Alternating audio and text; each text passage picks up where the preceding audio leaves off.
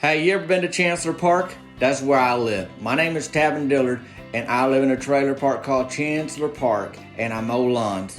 I'd like to introduce you to my town. I've been making YouTube's videos since about 2006, and then I've transitioned over to other platforms like the TikToks and the whatnot. But here on this podcast, I'd like to clue you into what's going on with me here lately. And this is like the pre-introduction. Now I'm going to send it off to myself for the real introduction. I'm glad you joined me. Bink, bink. Welcome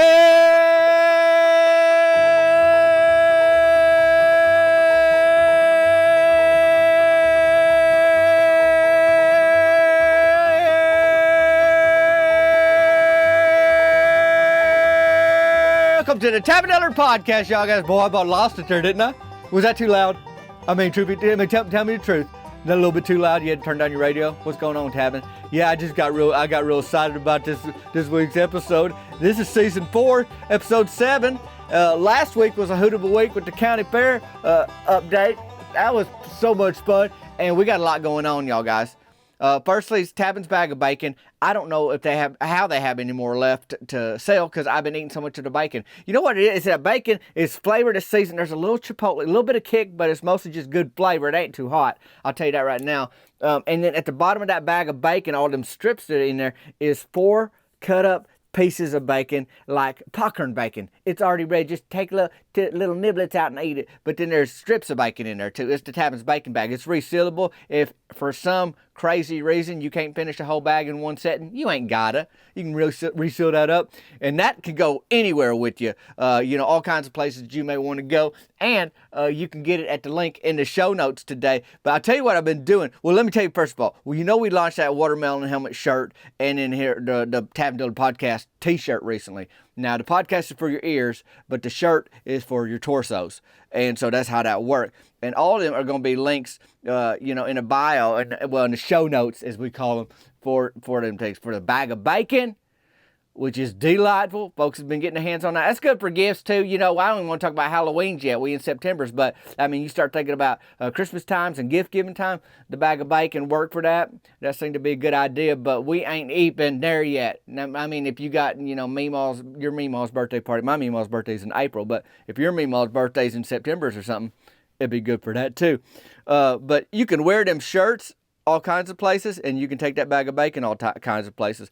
Where can I wear my watermelon helmet t-shirt, Tavin, or the Tavin Dillard Podcast shirt? Well, you know about Rickard's Grocery Store? You could wear it in there when you go in town to fetch your sundries. You heading to the barrel races, t-ball games, Uncle Reggie's retirement party. They supposed to have red velvet cupcakes there, but be careful. He's been known to eat the buttercream frosting off them cups, and he just leave the cupcake. He just like the frosting. And they'll probably let him get away with that this time since it's his party.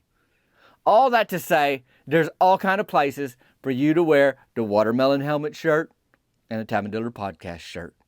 Hey, and if you already got it and you wearing it, or you got that Tavin's bag of bacon, feel free to shoot me a text or email or direct message on the Instagrams of you wearing the shirt or eating the bacon or wherever you hanging out at. I might just post it on my Instagram story, show other folks the places this shirt and this bacon can go. Because here's the deal. This podcast comes out on the Tuesdays. You know about that. If you listening on the Tuesdays, I'll tell you yesterday, which was the Mondays, I went on a Instagram stories posting spree. And I was posting stuff y'all been sending in. From the summer times, so many watermelon helmets, so many different designs of watermelon helmets, people cooling off, people at the beach, people in the yard, people on a bike. I know there's one boy on a bike. I don't know how many people was on bikes.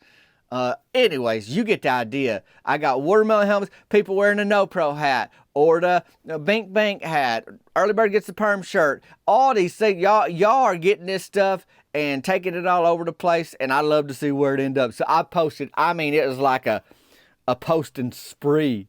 Like there's so many photos up of y'all guys. It was a hoot. I loved it. I hope y'all enjoyed it too. Keep sending them in. I like to post them. This wasn't just a end of the summer kind of posting thing. It's like as stuff comes in, I like to share it with everybody where stuff's going and how y'all are enjoying these things too. So that's how it goes. But, let's just start with this, y'all guys. How are you doing? You know about that? Your week going well? If you listen on Tuesday, I know your week just started, but let's say since we hadn't really done a podcast, we only do it once a week. Since last Tuesday to this Tuesday, how you doing? I sure hope it's good. I for one, myself, I'm doing great. You know that Team Burger Shed, which is the softball team that I play on, sponsored by Bud's Burger Shed, which I love that place. I love the food, and they got a comfy shirt too. I wear that to the games. Sometimes I get it dirty with my head first slides, but we ate 2-2. We won 8 games. We lost 2 games. We tied 2 games. How'd you tie 2 games, Tab? There ain't no ties in softball. Hey, you playing 2 teams that's playing that worked hard all day, and they ain't trying to go long on a Thursday night, middle of the work week still. And there's times where we just look at each other and call it and say, yeah, we ain't doing this, we all done. But we didn't have no games last week. There wasn't no update to give you because of the county fair. But this week, we's back at it. So how's the 8-2-2 Team Burger Shed looking? Well, I do have an update on how the game went this week here shortly. But first, there's something very important that happened in town this week. And you got to be thinking, what, a county fair? I know that happened in your county. What could be bigger than that? Well, that's the county fair. It's hard to really put I don't like, let's say, I ain't the kind of fella that's going to say, hey, this is better than that kind of thing. I ain't here to say the county fair is so awesome, or what I'm about to tell you happened in town this week is so much more awesome. You can decide how awesome anything is, but I'm just saying the good times keep on rolling. That's all I'm saying, y'all guys. The good times keep on rolling. So, what happened this week, Tabin? Well, down at the nursing home, they was doing a Pioneer Day event where they bring in a covered wagon, they have crafts and food and a little pioneer play, and residents from the nursing home, they can be into play. So you can imagine what a hoot this is. Now, as the lawns start to die, y'all know I'm a lawn man, Tabin's Lawn Care Services. Folks have been asking me this week on interwebs, hey, where's the Tabin Lawn Care Services t-shirt? And firstly, I need to throttle back probably. I had a couple new shirts come out just here recently. But maybe, I'm just saying this out loud to you for the first time. I ain't said nothing about this on no video or nothing, nowhere. Maybe in time for the Christmases, in a few months. Yeah, we might have my Tabin Lawn Care shirts available. But that ain't what I'm talking about. What I'm saying is, because them lawns are dying and it's getting into the fall times here in a little bit, I'm going to be helping out the nursing home a little more. Now, I volunteered there before, but I think, if they got room, I may let them pay me kind of thing, because I got to work. That's how that go. That's how that is. So, and my gal Cricket, she worked down there, so it's always a hoot to see her. So, I went down there because I wasn't going to miss Pioneer Day at the nursing home. And if you was in town, you wouldn't want to miss it neither. Well, this was right up Doreen Fundel's alley. She a resident of the nursing home, and when she hears she get to act in a play, or, be on stage or be in the spotlight, hey, count her in. At Christmas time, she dressed up like Santa Claus and insisted that she was Santa, so she can really play the part. Like, nobody asked her to. They wasn't even having a play down there she's supposed to be in. She just decided to dress up and say, that's who I am, kind of thing. Only thing is, you hear about them actors who make big demands on set of things got to be and all that. Like, I need it exactly like this. I need a certain food or a certain temperature or certain clothing, whatever it is, just big demands. Well, Doreen said, I'll be a pioneer lady in the play, but the fish comes with me. Firstly, nobody asked Doreen to be a pioneer lady. That was not an offer that was on the table. And B, why can't she just leave her fish in her room? The performance is in the mess hall at the nursing home, and her fish is Captain Thunderboots. That's what she named it. The first one died. She got another one, named it the same thing. She loved that goldfish.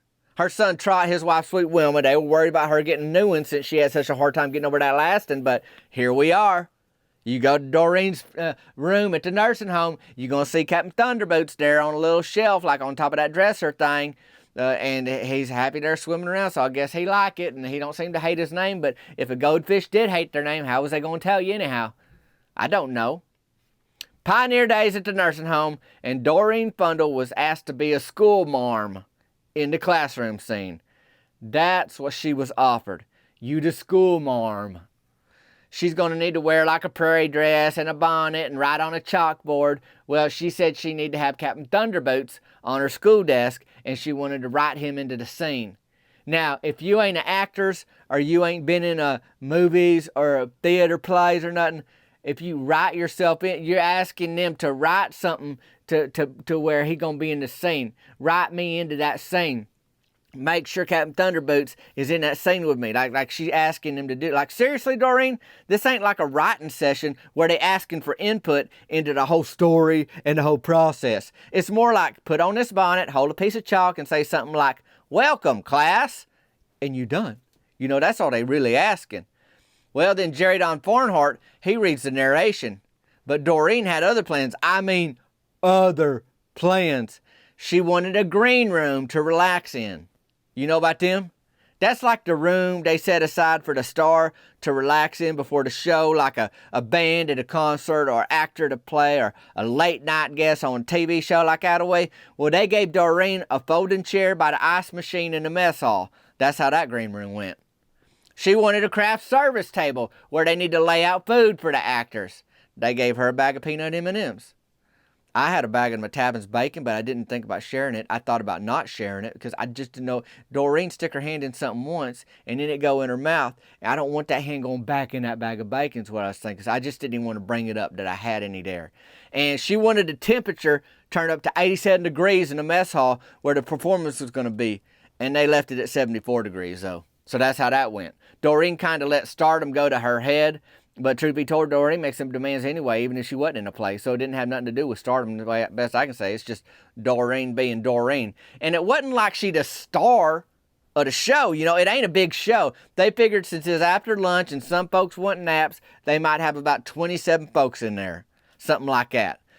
So I told Cricket I'd bring down some food from the burger shed for me and her, and we'd watch the Pioneer Day performance narrated by Jerry Don Farnhart and acted out by the nursing home residents. So I had some burger shed food. I had a Tavin's bag of bacon. I was going to leave that there for Cricket to have behind the desk there at the nursing home so she could snack on it when she want to. Well, we settled in, and Jerry Don says something like, the prairie was dry, a dusty place at times.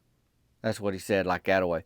And old Dewey Morton and Vera Gregory, they enter that scene after Jerry Don tells everybody that the prairie was a dry, dusty place at times. Vera's in a wheelchair, but she can push herself like she got the strength in her arms, and she got a bonnet on.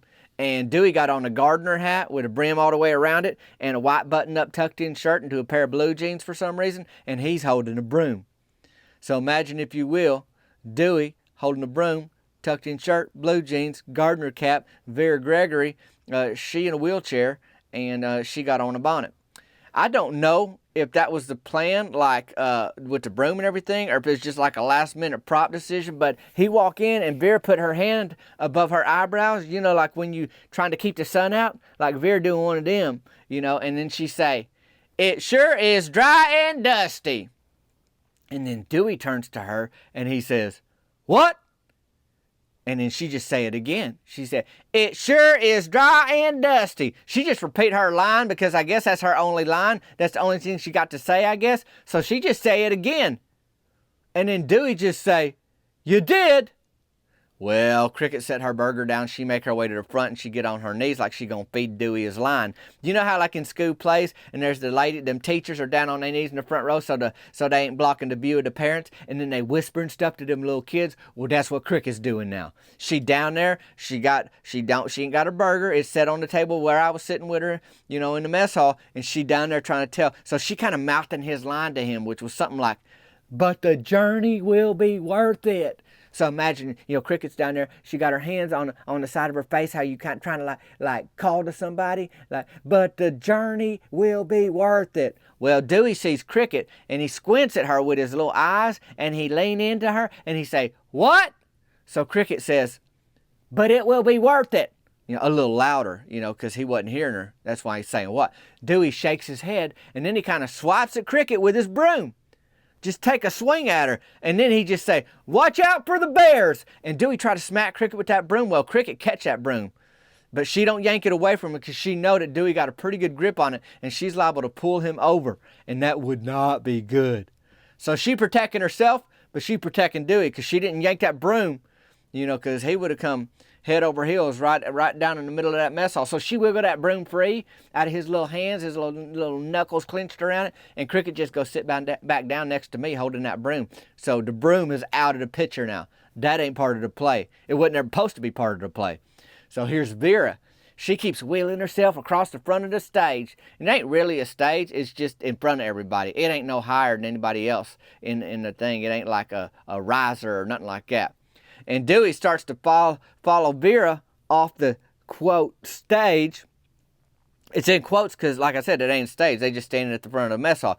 And I guess Dewey is tired or something, but he get in front of Vera, and then he sit down in her lap. Well, Vera was doing fine wheeling herself, but once Dewey hopped on the wheelchair wagon, that thing stopped. "Too much!" Vera yelled. Well, Jerry Don can see that their part in the play is over, and he ain't got to wait to see what they about to improv. He got to keep going. And there's old, Dewey Morton sitting in the lap of Vera Gregory. She got on a bonnet, he got on a gardener hat, and they in a wagon, wheelchair, going across the prairie, and Vera's yelling too much because old Dewey sat in her lap, and he a full-grown man. So Jerry Don just chimes in and he says, "And yes, there were days on the prairie that seemed like too much." I mean, good on you, Jerry Don, thinking of that off the top of his head. So Cricket, she's hopped back up at this point. She still ain't done with her burger yet, but she got to make sure Dewey can get up. While Jerry Don's over there saying that thing, though, Cricket, she got Dewey up onto his feet, and Vera starts scooting away because now she got the strength because she don't got the weight of Dewey in her wheelchair, So she's scooting. By this time, a couple folks that were in the crowd, in the mess hall, they fall asleep. A couple of them got up and walked back to their room. So you can see it in your mind's eye, right? A little bit of chaos at the front. Cricket getting Dewey off the wheelchair. The beer's already sitting in. A couple people fall asleep. A couple people wandered back to their room or down the hallways in the nursing home. That's how this is going. Vera kept going. She's supposed to be in another scene later, but she just kept going all the way out of the mess hall too. She's done. She kept a bonnet on. Well, about that time, it was Doreen's big moment. Doreen Fundo. Remember, she the school marm. She's in that little folding chair, that was her green room next to the ice machine. And Belinda, she's Rusty Tidwell's wife's best friend. She works there too.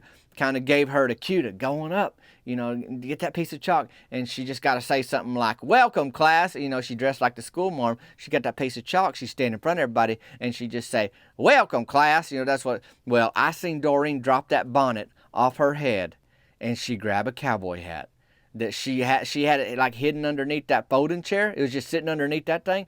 And she put that thing on and get in front of everybody and she say, "This is a hold up." Then she do her fingers like little pistols. You know how folks do that?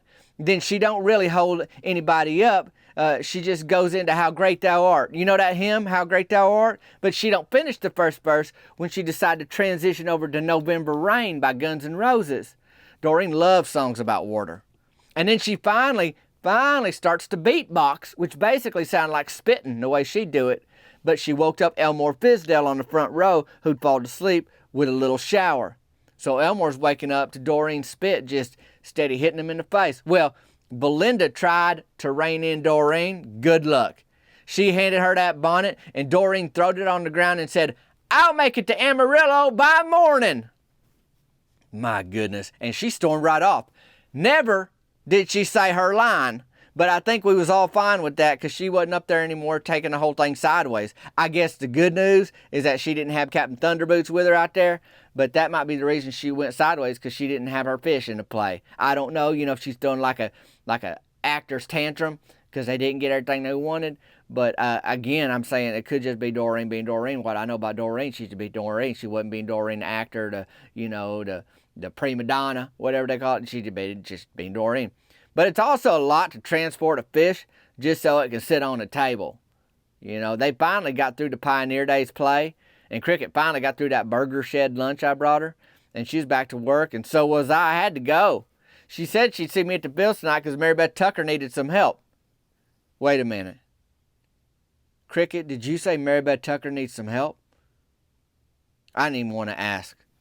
Because truth be told, if you just bring in the cash box and the key to the concession stand like you supposed to, there ain't nothing else. like the city deliver the ice chest with the sodies in it, the ice for the snow cones, the syrups. I think they might even leave the syrups in there. And then they bring the hot dogs. They all warmed up and everything. And you just got to basically sell it. Sell them things they already got. All I know is that if you just doing something normal and just keeping a simple menu, you ain't got to ask for help with the concession stand down at them softball fields. I figured I'd find out at the game. And buddy, did I ever. As you may know, Team Burger Shed's putting together a pretty good season. The Way Buds put together a pretty good burger down at the Burger Shed. I mean, we ate 2-2, like I told you, heading into this week's game. Now, because of the county fair, we didn't have no game last week, and now we all ready to get back at it. Well, I'm leaning my bike against the back of the chain link dugout where all of a sudden I see Mary Beth Tucker with a wagon coming out the parking lot toward a concession stand. So imagine, if you will, here I am. I got my bike. There's the chain link dugout fence. I'm leaning it against it. I look over my right shoulder to the parking lot back out of way, and I see Mary Beth Tucker. Now, what I see Mary Beth Tucker is her little chubby hand holding on, steady gripping the handle of a wagon. It's one of them like fabric wagons that fold up, but then they fold out, and folks take them to soccer games, they take them to softball games, and apparently they take them to concession stands. Well, she got that steady packed. I was like, a one wagon? What do you need a whole wagon for? But wait.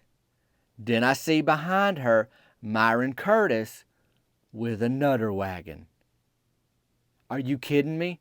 2 full wagons full of what, Mary Beth, that you are taking to concession stand? This ain't like a 1-week fiesta. This is Thursday nights at the softball fields. Well, then I see behind Myron Curtis, Cricket. You know what she got? That's right. A 3rd wagon. Oh no, you gotta be kidding me. Well, you may be asking, I know I was, what is in the wagons? And by wagons, I mean 3 full-size adult growed wagons. This wasn't something that your kid would pull a baby doll in. Oh no. This is something you could haul mulch in if you needed to. What in the world do you have going on that requires 3 wagons for the softball field concession stand, Mary Beth? You know, that's what I'm thinking. Well, if only it was one thing. Like, I brought 3 times as many hot dogs because we doing 2 for one night or something like that. You know, that makes sense. If only. I wish. But no, it can't be that simple, y'all guys. And I'll tell you right now, it wasn't that simple at all. Wagon number 1. 3 1-gallon containers of vanilla ice cream, along with the caramel, the chocolate, strawberry toppings. Mary Beth is doing an ice cream sundae bar right at the concession stand. That's not what concession stands are about, y'all guys. The way I see it, it's something you hand to somebody. A hot dog, a soda, an ice cream bar that's already in a wrapper. You might do that, but you ain't doing all this. But if you Mary Beth, you sure is. I can give you one reason off the top of my head why you don't do this. Ice cream melts. And B, when somebody is standing with a bowl of ice cream at the counter where you order and adding all-day toppings to the sundae, everybody else is waiting in line behind them. Just waiting. It ain't gonna work. That's bad, Tabin. Can't get worse than that. Oh no. Wagon number 2. Naked cupcakes that you can decorate, icing, sprinkles, candies to stick on top. Where are you going to put that station, Mary Beth? She out in on the concession stand counter, just right out there on the counter next to the sundae bar. She's spreading out naked cupcakes with these sprinkles and candies and things to stick on tops. So, I mean, that's the whole counter right there, y'all guys. Where's somebody going to come up, put their elbows, and place their money and get what they buying? It's all turned into a buffet little bar up there. There ain't no room. But ain't there a 3rd wagon, Tabin? I mean, if there ain't no room, I mean, how's that going to go? Well, firstly, let me tell you, yeah, there sure is a 3rd wagon. And what's in that wagon? Well, in that wagon, y'all guys, was all the makings for a pasta bar. That's right, different kind of noodles and toppings like chicken, mater sauce, meat sauce, Fredo sauce. What in the world, Mary Beth? What in the world?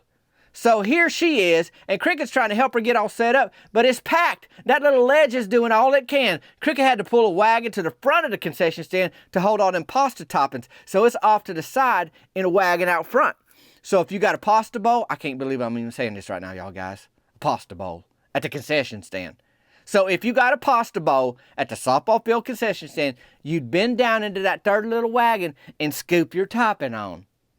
Whatever kind of sauce you want, that kind of thing. What in the world, Mary Beth? Now y'all know that I have really tried to not let the concession stand circus get to me throughout the softball season. But sometimes it ain't easy. And tonight was one of them nights. I mean, it was full throttle, 3-ring, line taming circus over there. You know, bringing all that stuff ain't cheap. And Mary Beth ain't about to give it away, so she's charging $7 a pasta bowl, $3 a sundae. Don't she know you can get a sundae cheaper than that at the McDonald's?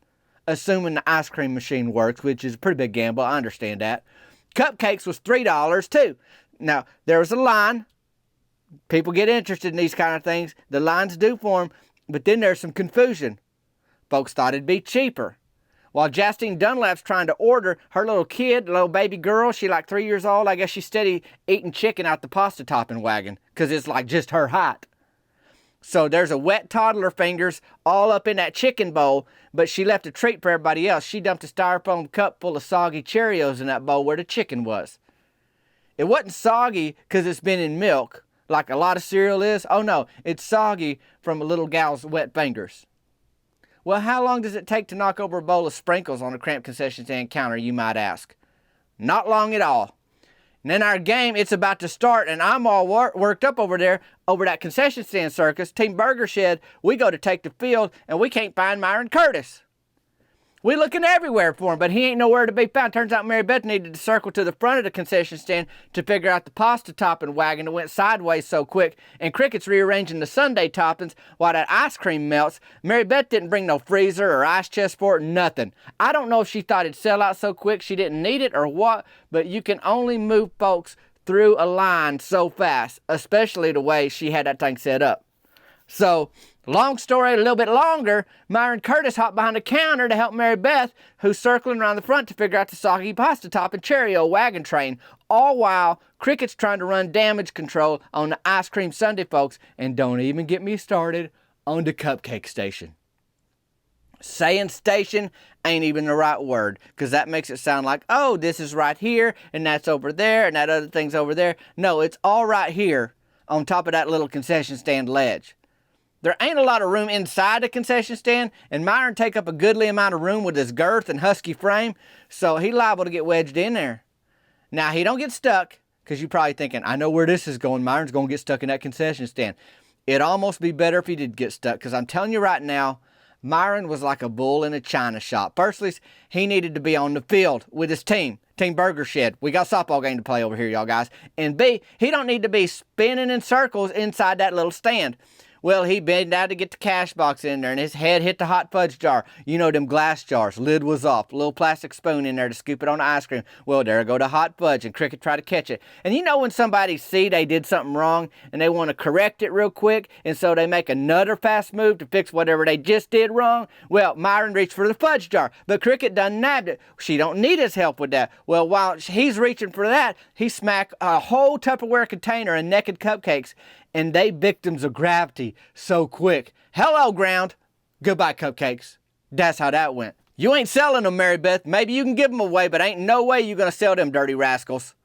Delma Spencer sniffed out the food with one of her kiddos, and that kid reached up to the counter, little paw right in a tub of ice cream, pulled the whole thing down on his head. Myron seen that happen and reached for the ice cream while Delma had leaned down to lick the caramel off the side of the jar, and Myron smacks her in the face reaching for the ice cream tub that was gone. It's gone, y'all. The toddler was screaming, cold, sticky. It was dark because that tub covered its little wild eyes. And Russell Tucker had a whistle with him, and he blowed it from the field and hollered, Myron! Cricket seen the writing on the wall, so instead of trying to save Mary Beth's nightmare, she started throwing away the stuff that was on the ground. Delma got the ice cream tub off her kid's head and wanted to keep that tub and what was left in it, so Mary Beth and Cricket said, fine, Delma. It's just going to go in the trash anyway. Who wants ice cream with hair in it? Apparently Delma Spencer. It's her own kid's hair, but still. And Delma, she know how to get free ice cream. For years, she had her kids throwing their little stubby, bloody teeth in the freezer section of Rickard's grocery store because she told them the tooth fairy lived there. Kevin Rickard, he found all them teeth back in that freezer section. He gave her free ice cream to stop doing that. I don't think that was a lesson Delma needed to learn. But anyhow, now she had some hairy ice cream and a sticky toddler to head home with. It's not like Delma was there to watch softball. Let's be honest. She's just looking for what she could get into. And to add insult to injury, Mary Beth didn't bring no hot dogs because she didn't think she'd need them. Really, Mary Beth? And the city, she called it off. The city said we'd bring them, and she said, we don't need them. I got a very special night planned. You needed them more than you ever did tonight. Some folks, they don't eat before they get to the fields because they know they can get a little supper at the concession stand. Well, forget about it. Not today. Not unless you want a dry bowl of pasta with no toppings or sauce, or maybe some cupcake icing by itself because there ain't no cupcakes. And Mary Beth only brought 2 snow cone flavors because she figured everybody wanted a sundae. And everybody did want a sundae, but turns out nobody wants it with melted ice cream. That concession stand had to be stickier than a toddler with a blow pop at a peach farm. I mean, you probably feel your shoes sticking to the grass all around that stand. But guess what? We had a game to play anyway, and we played hard. I played annoyed, truth be told. I can't handle Mary Beth's concession stand mishaps. Myron played sticky, smelled like a banana split, and there wasn't even nanners over there. I don't even know how that happened.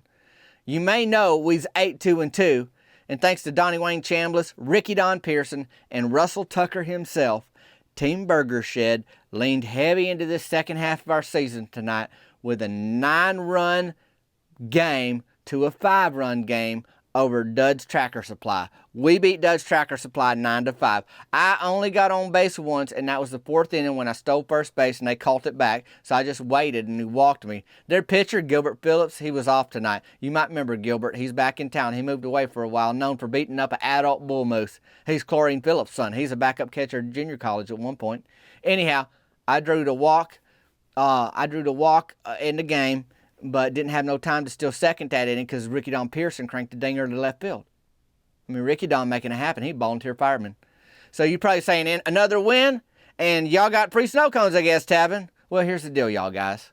The concession stand was gross tonight. 100% gross. Mary Beth brought 2 flavors for the snow cones. Coconut and dill pickle.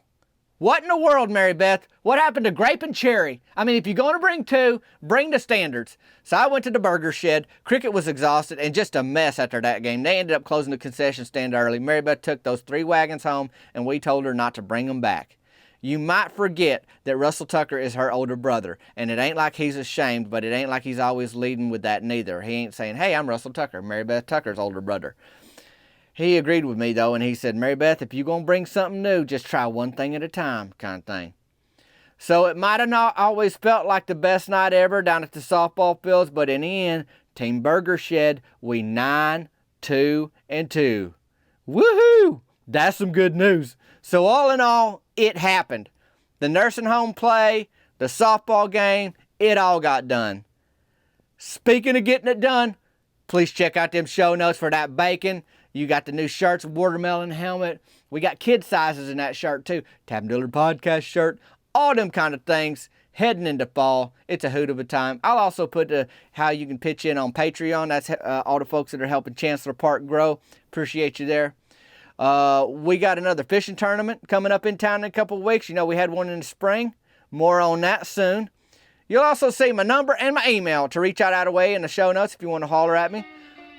So I guess that's where we at today, y'all guys. Thanks so much for joining me here on the Tavin Dillard podcast. It's like a radio show. And thanks for rating it and sharing it. It's like a wonderful ice cream sundae. That ain't melted, I mean.